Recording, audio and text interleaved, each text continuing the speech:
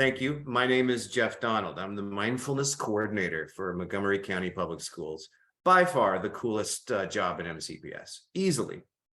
And I didn't even mean for this to happen. I got to tell you this little story. I taught at a high school here in Montgomery County for 14 years at that point. And I had always practiced mindfulness meditation for quite some time, but I just never shared it with the kids. It was just mine. I never thought to make that next step. And one day, the kids were pushing my buttons. Let me tell you, they were pushing my buttons. You know, kids are really smart. They know just what to do and say to really make you mad, right? Of course. We're all pretty good at that, actually. And I barely made it to lunch. Normally, I would keep my doors open. I would let kids come in and, hang out and have a safe space. Very common for teachers to do that. But that day, I had barely made it. I needed some time to get myself together. I needed some time to get my head straight before I went into the second half of my day. So I closed my doors, pulled out my yoga mat, sat down, started doing my thing. So the only problem was I'd forgotten to lock the doors, right? And a couple of my kids came in, and a couple of young men, and I can't use the exact terminology, but they said something down the line of, "What are you doing?" And I told them, well, it would be so much easier for me to show you than try to describe all this. So just sit down and do it with me. And I couldn't believe it. They did it. And 10 minutes later, they're literally looking at their hands like this, like they'd never seen fingers before. And they're like, can we do this again? And I'm like, sure. And he goes, we'll be in tomorrow. I said, okay. I really didn't think they would come, but they came. And the three of us sat down again. We did it again. That was a Friday. And so they're like, can we do it again? And I just thought that was kind of a joke. And I said, sure. And I went into the weekend thinking that, I'd planted some seeds. Maybe these guys will pick it up later. So Monday rolls around, was not expecting them at all. They roll in, but they've got two friends with them, right? And those two stick. And so 2 turned into 4, turns into 8, turns into 12, turns into 20. Oh my gosh, I've outgrown my classroom. Now I have to request the mini gym to fit more people in, right? And every day at lunch in this particular high school, we got to the point where we had 60 kids giving 30 minutes out of their hour lunch to come do some mindfulness meditation and movement with me.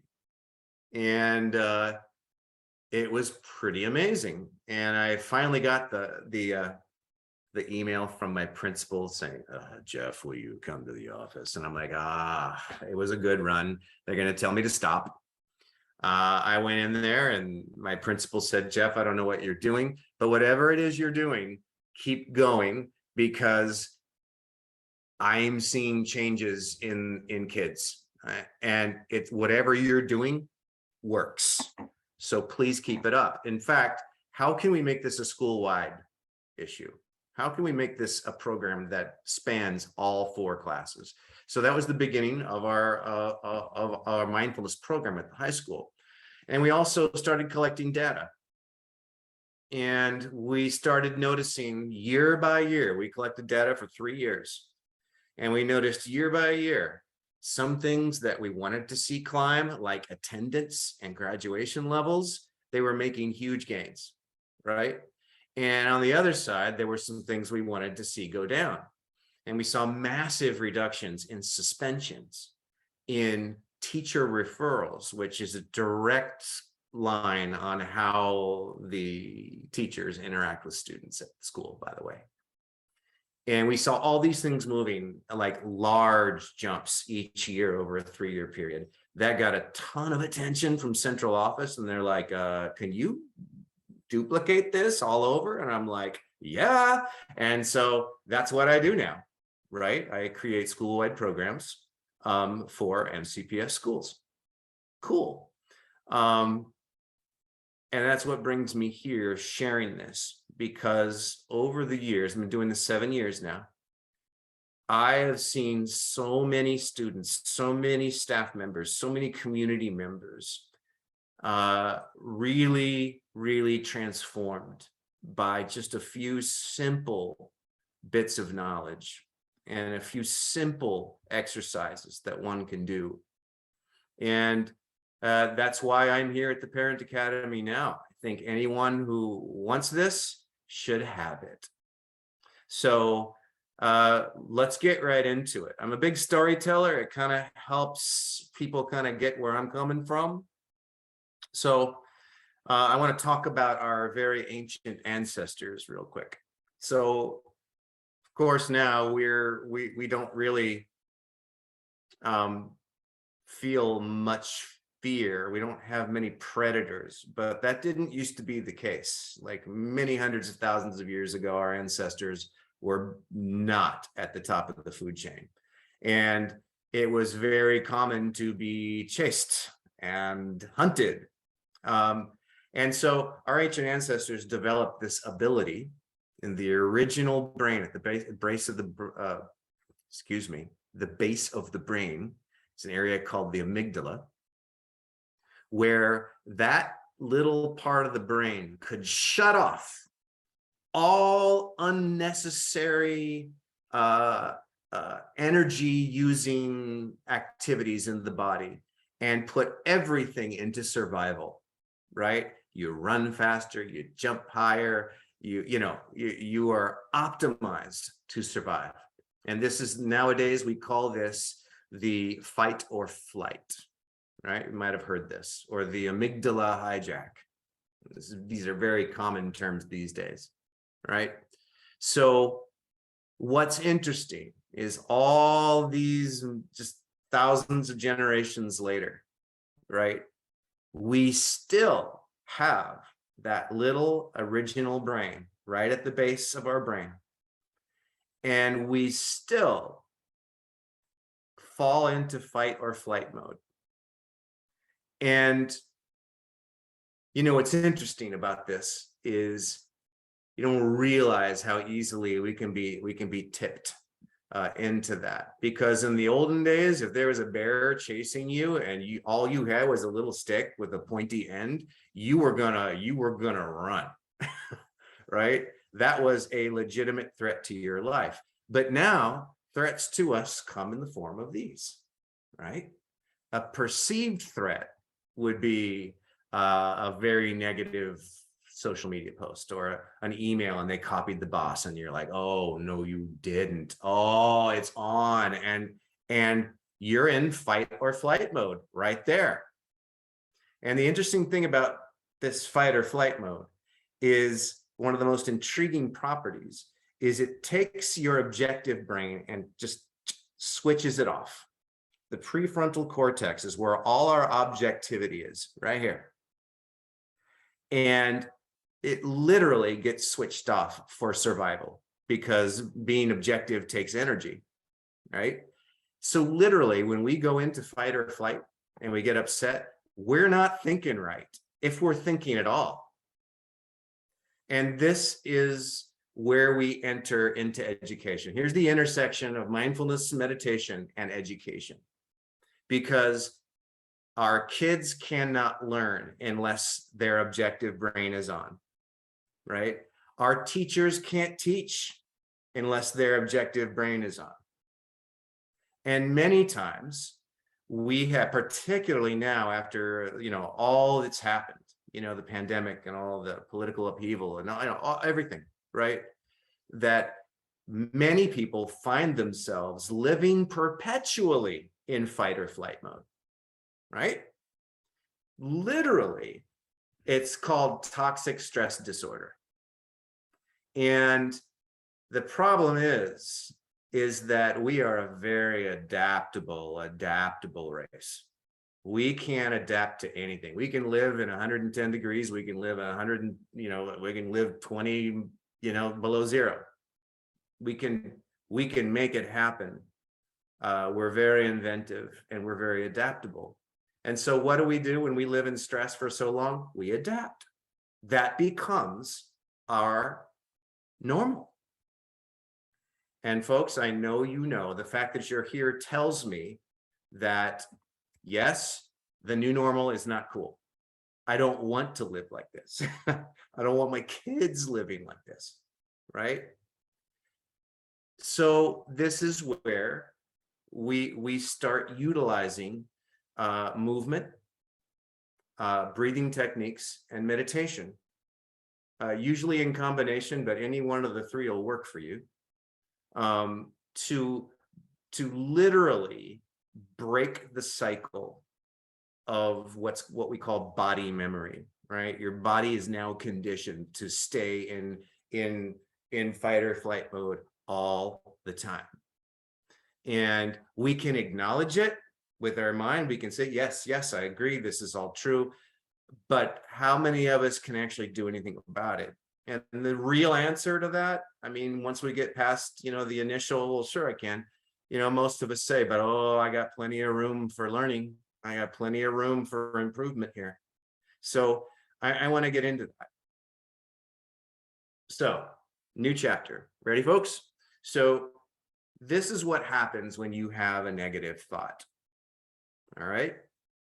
You have a negative thought, and the brain makes a really quick decision. It decides you should feel a certain way, and it commands the endocrine system, which is all your little lymph nodes, and there's all sorts of, and a lot of them in your brain that create chemicals naturally, endorphins, chemicals of all sort. And boom, your body makes that decision, makes that command. Your endocrine system shoots out a combination of chemicals, and you have a corresponding emotion, right? So think of it this way. Every emotion you have ever felt in your entire life, friends, is nothing more than a chemical reaction created by your body, right? So remember that, because we're going to come back to the endocrine system quite a bit, because we play with that a lot. So after the emotion comes up, and now you're feeling that emotion, you're all up in your feelings, then your body kicks in, right? There's a corresponding physical manifestation of stress. It could be tight neck, tight shoulders, tight buttocks, tight hips, lower back, sacrum, right below the, there's so many areas. Some of us are clenchers. I'm a clencher. I clench. Jaws, hands, and that's when I realize, right? We all do it slightly differently, but we all understand what happens. And here's where it gets really, really, really bad, is you're like, oh my gosh, man, I'm so sore, my back. Why am I clenching? Boom, it just re-triggered the thought. Thought re-triggers the emotion. The emotion re-triggers the body. The body re-triggers the thought. The thought re-triggers the and you're going endlessly in this endless loop of stress. So our job is to be able to disrupt each one of these three pieces, right? Thought, emotion, body. All right. So I want to start with the body, because that's what we notice first, right? We usually don't get to the internal stuff until we've chased that a while. All right. So let's start with the body. We need to move, friends. We are made to move. And when we do move, there's things that the body just does naturally. It starts creating endorphins, right? Endorphins are naturally made drugs that make us feel good. When you think about it, well, when I used to work out, I remember feeling so good and energized after. Yes, indeed. That's because you're disrupting or breaking any sort of stress that's in your body, and that movement does it. Now, I do yoga. That doesn't mean you have to. If you're a jogger, keep jogging. If you're a walker, keep walking, right? But just somehow move. And we even have people who are like, look, I don't do any of that. I'm not into movement. And I'm like, okay. You sit in front of a computer? They're like, yes. And I'm like, okay, sit on a chair without a back. I'm gonna let that sink in a second. And they're like, okay, why? because you're using your back muscles and your core muscles to keep yourself straight up so you can look into your screen. That is the ultimate low-key, lowest impact exercise known to man. But you know what? If you do it purposefully and you do it often, it adds up. It makes a difference. Okay? So keeping that in mind, that we want movement as a part of your day, right? This is why we bring our kids out to recess and just let them wiggle it out, right? That's why we have PE all the way through high school, right? We need to be able to incorporate that in some way, all right? And I promise you, no matter how busy you are, you can find time for things that you want to do. We all can, right? So then let's move to the thought, the brain. How can we stop that brain from moving 1,000 miles an hour? We can't. I'm just going to say that right now. You can slow it.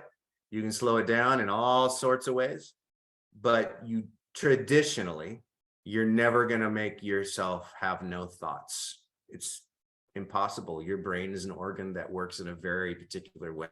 It's always comparing. It's always remembering. It's always projecting. It's in constant motion. So don't ever, that's one of those myths about mindfulness, is that you can get down to no thoughts and empty your mind. It doesn't happen. It doesn't happen. So how do we address that? Well, we address that by not considering our thoughts as who we are. Actually, we watch our thoughts. It's almost like sitting by a stream and you're watching, like in the fall right now. I'm lucky I have a little stream down the path from my backyard. And I just sit there and watch the orange and red leaves just, drop into the water. And you can watch your thoughts like that too.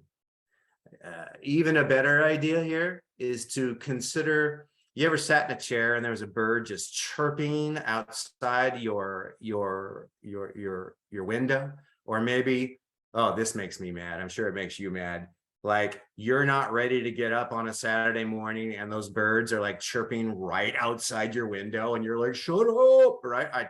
Don't tell me I'm the only one. Of course, I hope you are all privately smiling, since I can't see your faces, but I think you understand. It's the same concept.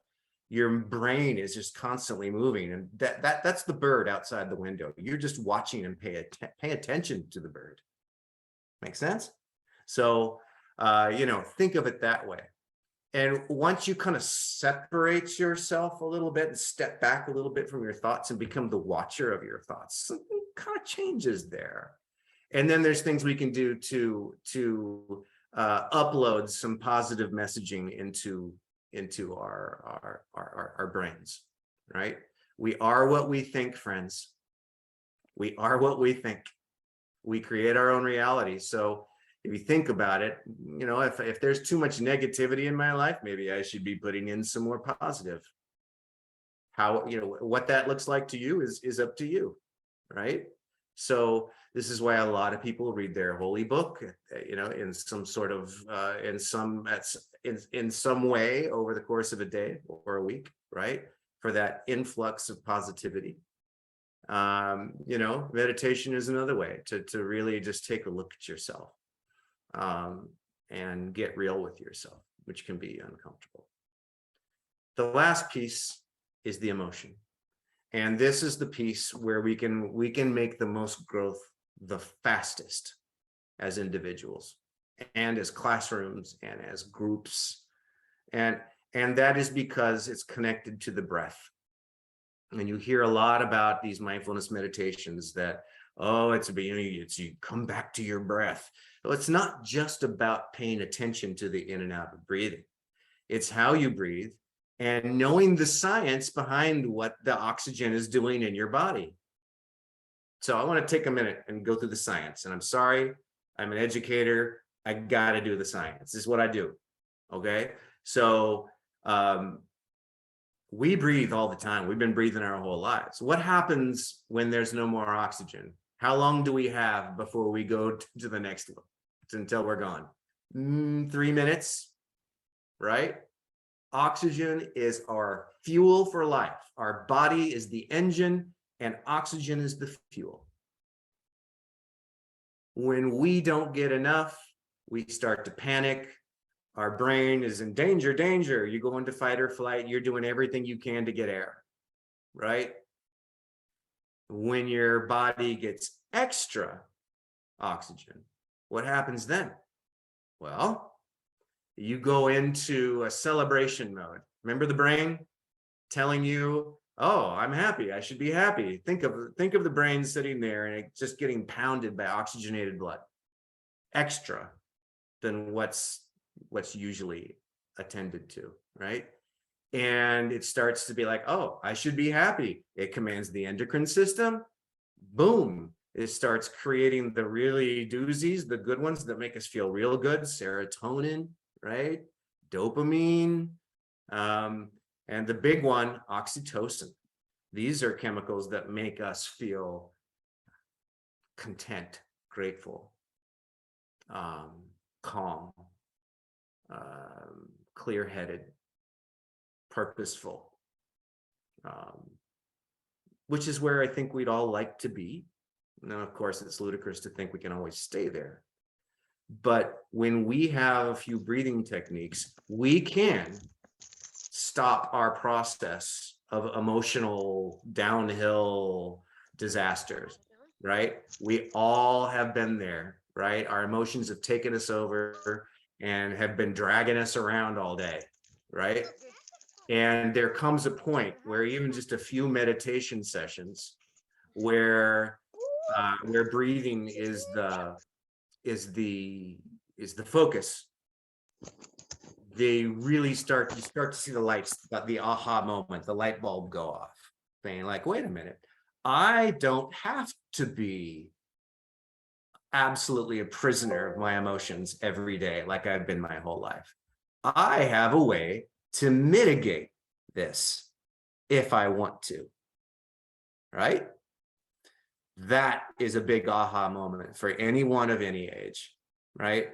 Just the thought of having a little more power over your body than you thought you had is cathartic, especially your emotional state, right? So why we do this in schools, especially the breathing, is because it takes kids out of that fight or flight and puts them back into their thinking brain really fast, right?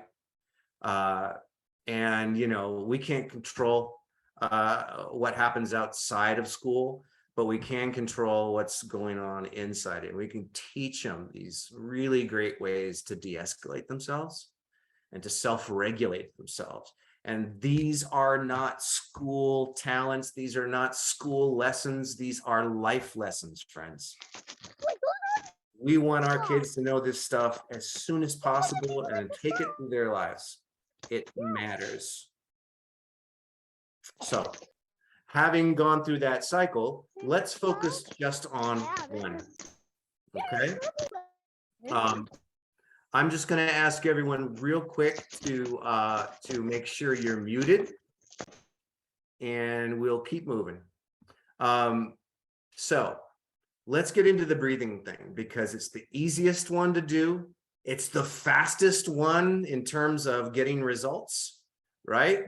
And anyone can do it, right? It's not like I'm going to put you on a yoga mat and make you, do a handstand or something. No, that's not happening, right? But, breathing, well, you've already been doing that your whole life. So you've pretty much got breathing down. You know what I'm talking about, but we just add a few things to it.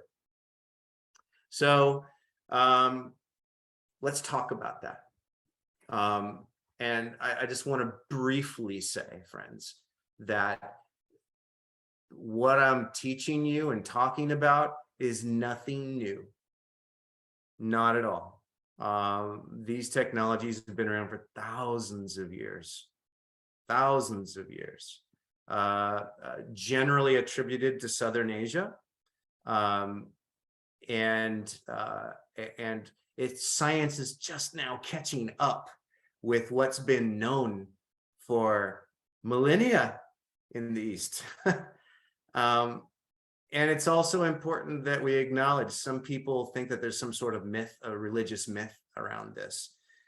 Breathing in itself is not religious, right? And mastery of the mind and the body is by itself not religious, right? People can add doctrine to it because it's very clarifying and very calming, and it's a good place to be. But in and of itself, it's a science and not a religion. I just want to be very clear about not trying to colonize or take this or turn this into something that I know, right? I'm just an adherent to something that's been going on for a very long time. So having said that, let's talk about how we breathe. Now, everyone, I don't want you to turn on your cameras. I don't want you to be uncomfortable, but I want you to watch me. I'm just going to bring it down just a little bit, okay? Because I'm going to take a deep breath, and I'm going to show you, if I told you to take a deep breath, this is what it would look like, friends. You'd go like this. Right? And you think about it, and you get in front. I do this in front of a room of people, and I watch them all do it. And then I say, did you notice? And then I show them what they did. And they're like, oh, yeah. You don't think about it. But here's the problem. Your lungs aren't up here. Nothing's going on. Raising your shoulders isn't doing anything, right? Your lungs are down here. And in fact, they go all the way down to the bottom of your rib cage. That's very large area, right? That is often unused.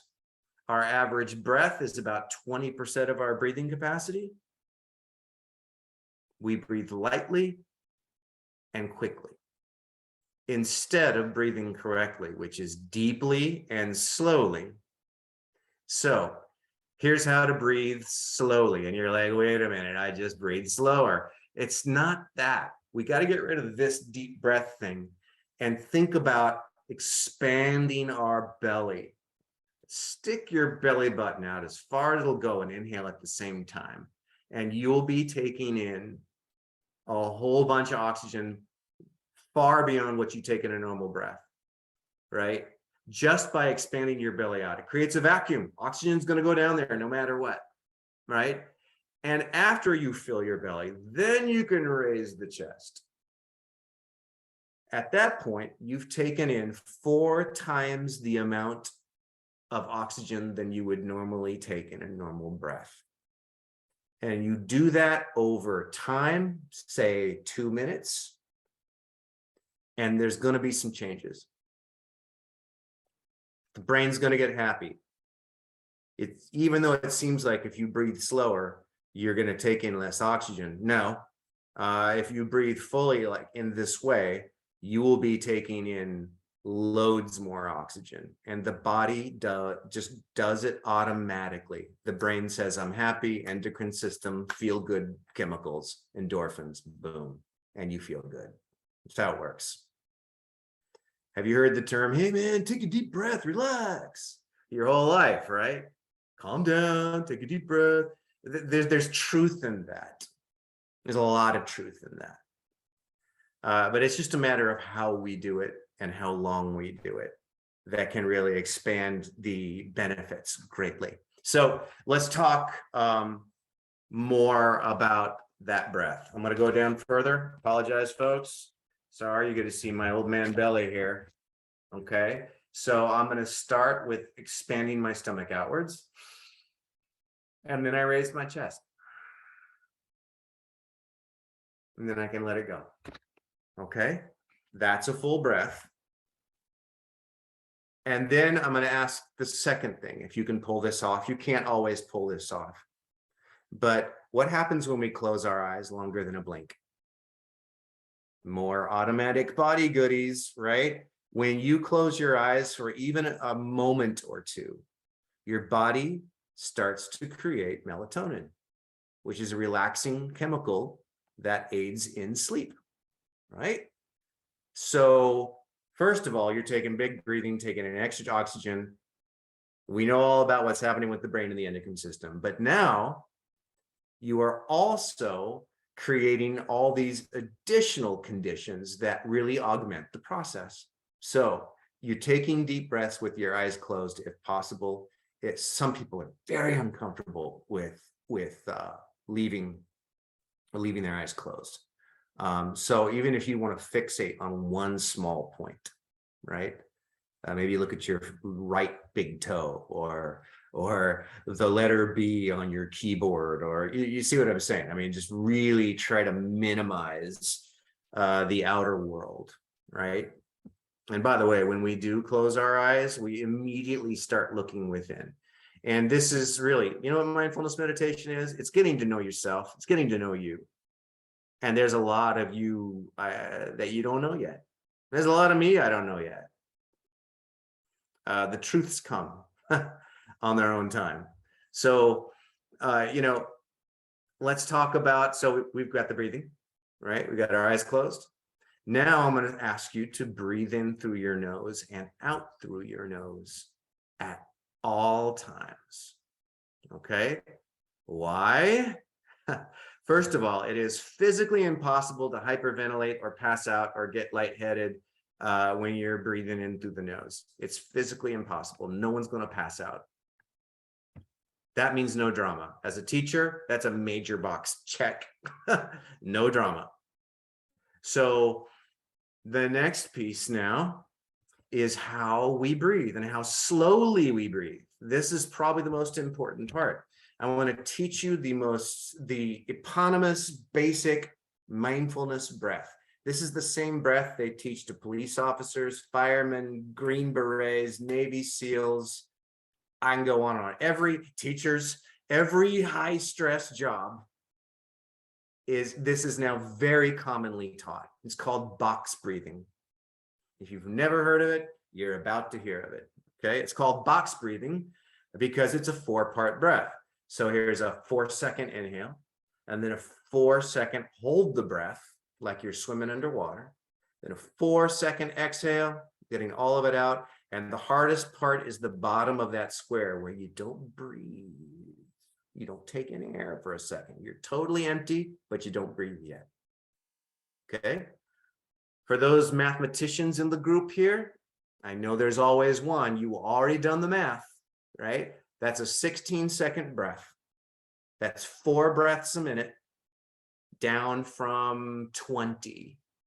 We normally breathe about 20 times a minute.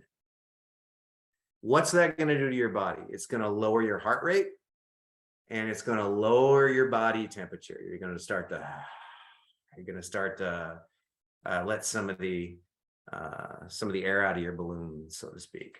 Right? That augments the process as well. So,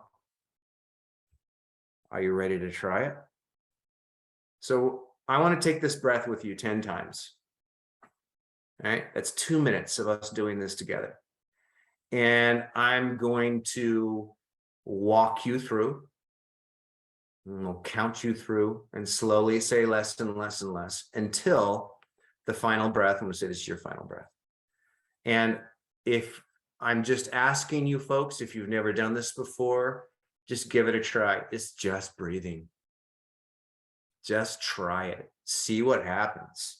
See if you feel any different. So after that last breath, I want you to stay very still, very quiet, and pay attention to yourself. Pay attention to your body. Pay attention in particular to the speed of your thoughts, or even the quality of your thoughts. Everything changes after 2 minutes of breathing like this. Okay, everyone, I'm going to ask you to sit up tall wherever you are. If you're standing, just have a straight spine. That way we can get maximum lung capacity. I invite you to either close your eyes or lower your gaze, right? Eyes closed is best, but you know what? I know there's moms out there who've got several kids to keep an eye on. Respect. So do what you can do.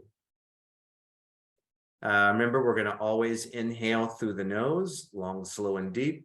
We're going to expand the stomach first, right? And then we'll raise the chest to get a full and complete breath. And you'll feel it come all the way up to like the top of your throat. You'll feel the oxygen go all the way in. You'll know when you hit a full breath. Okay. And we'll do it nice and slow. So I'm going to ask everyone to close your eyes or lower your gaze with a straight spine and relaxed shoulders. Everyone take a long, slow, deep inhale. Expand the stomach. Raise the chest. That's about 4 seconds. And now we're going to hold our breath. 2, 3, 4. Excellent. Exhale through the nose, nice and slow. 3, 4. It should all be out. And now we're holding the breath out. We're not going to breathe yet. 3, 4. Good. Inhale again. Expand the stomach. Raise the chest. Hold. 2, 3, 4. Slow, easy exhale. 2, 3, 4. Then leave that breath out. Don't breathe yet. 3, 4. Good. Here we go again. Inhale. Stomach. Chest. Fill all the way up and hold. 3, 4. Exhale. 3, 4. Leave the breath out. 3, 4. Excellent. Inhale.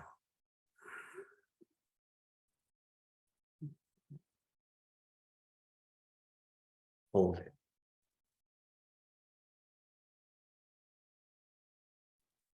Easy exhale, nice and slow. Let your shoulders drop. And leave the breath out again. Very good. Inhale, please. Fill that stomach. Raise that chest.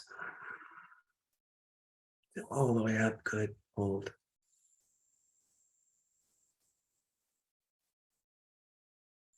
Exhale.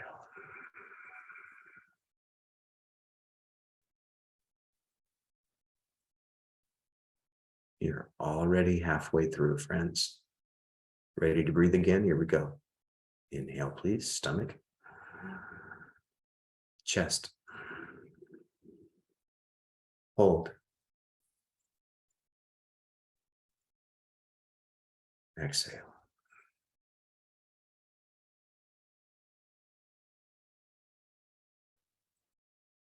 Breath out.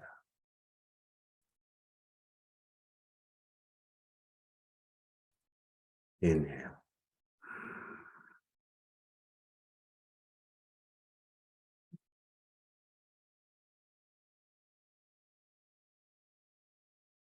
Exhale.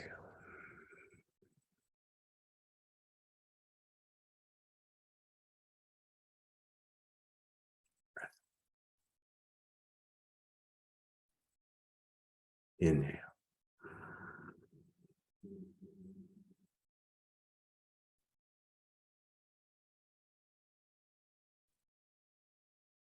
Exhale.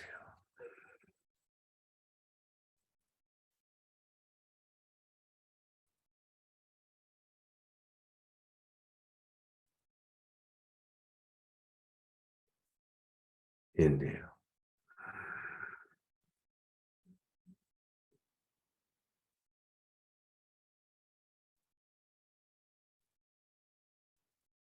Exhale.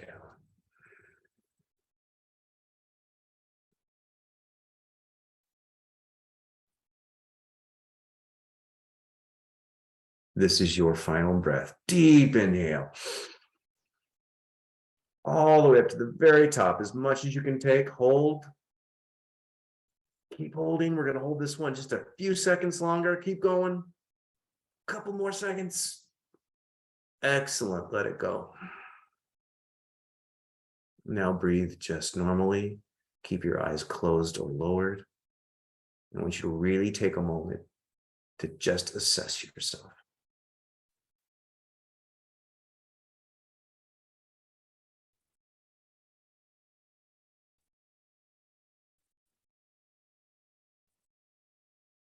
We're so busy thinking about the future or the past that we're rarely actually in the moment. And this really brings us into the moment. Many people might right now be feeling tingling or slight buzzing in your hands or fingertips, arms, shoulders, chest, sometimes even forehead or the top of the head. Very common. Very common.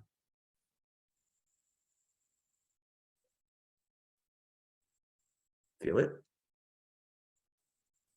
So this kind of brings you back to the now, which is really all we ever have. Look at the quality of your thoughts. Look at your emotional state.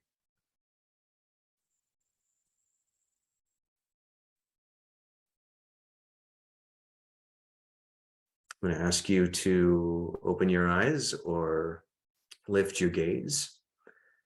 And I'm going to challenge you all, since it's almost 7 o'clock, to really continually assess yourself. And really, at the end of the day, when you get it back in bed, right? How did the last couple of hours go by comparison to others? The average day. And you be the judge yourself, right? At this point, all I can tell you is if you are interested in doing mindfulness work at the schools, with the schools, as a guest of the school, please do come in. You're welcome. And at this point, I give it back to my colleague, Miss Wilson Sadler, who would ask you all to do a few things for her. Thank you all. Thank you so much, Jeff. We had a question, if that's okay. And the question is, does heavy breathing help with raising children? My children may be scared. Mm. We have found over many years of doing this with kids of all ages that it is highly effective in every age group. And what we have to do is maybe start a little easier. Going a full 4 seconds would not be comfortable for someone who is not accustomed to this, right? So, maybe start with just basic box breathing, maybe 1 second. Inhale, hold, exhale, breathe the breath out. And then maybe bring it up to 2, right? And then a week later, bring it up to 3. This is how we do it with little kids, right? And they love it. In fact, we're not allowed to get along with the day until we've done this stuff. They remind us. They're like, no, we're not. They want it. So, we can adjust accordingly, but and there are hundreds, thousands of breathing techniques, right? I just showed you the most foundational one. And if you Google this, you can find breaths for very specific criteria. Maybe you want to be energized instead of lowering the temperature, right? There's a time and a place for that. So I think you all see where I'm going here. Feel free to email me. I am Jeffrey Donald. I'm the only one. So email me. You can find me on the MCPS website. I'll answer any question for you. Great question with the littles, but you'd be amazed how fast they pick it up, and amazed how often they'll make you do it with them, because it's really valuable to them.